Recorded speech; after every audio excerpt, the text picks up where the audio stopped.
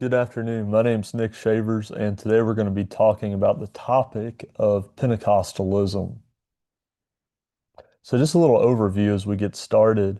There are 500 million Pentecostals and charismatics in the world today. Now, 279 million of those are specifically Pentecostal, and it's really amazing to see such a wide and expansive growth of the Pentecostal faith um, in such a short amount of time. Now, we know that there's always been people who have believed in miracles and different things of the Spirit throughout all ages, but we see a renewal of that in the early 1900s. And this is really known as the three waves of the Pentecostal movement. So the first wave being classic Pentecostalism. This would have taken place in the early 1900s. There was a second wave called the Charismatic Renewal that took place between the 1950s and the 1960s. And then we have the Neo-Charismatic movement starting in the 1980s and carried on throughout today. So the first leader of the Pentecostal faith, known as the father of Pentecostals, was Charles Fox Parham. And he had two main focuses of his ministry as he launched out, one being ministry to the poor and undereducated. He wanted to teach them and to equip them. But then he also had a large emphasis on the baptism in the Holy Spirit and just really the significance that that had on his life and how he believed that that was for every believer. So as Pentecostalism further developed throughout the 20th century, uh, in the early 1900s, we see a man named William J. Seymour, and African American man that studied up under Parham. And it was from 1906 to 1915 that he led what is known as the Azusa Street revivals that took place in Los Angeles. Now, people came from all over to experience the just the power and the move of God and speaking in tongues and just different things of the Spirit manifestations that were happening and really radically transforming the lives of believers from all different backgrounds.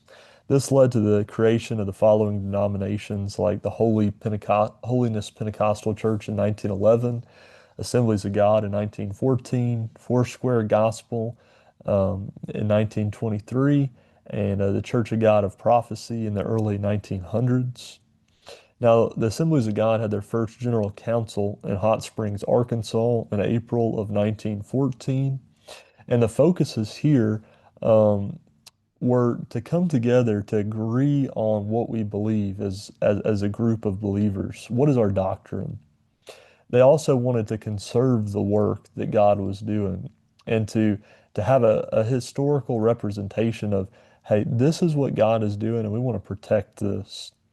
Then also facilitating foreign missions from the heart, uh, or excuse me, from the start of the Assemblies of God, the heart for their mission has always been foreign missions and reaching people with the gospel.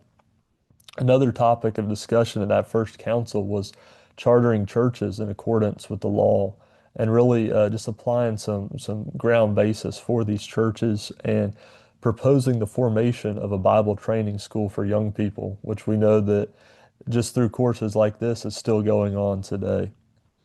Then at the second General Council, one of the key components was to make the focus of the Assemblies of God all about, make the future all about world missions, reaching people with the gospel of Jesus. And so that's why we know that many of the majority of Assembly of God churches are actually not in the United States, even though it started here, but because missionaries were sent.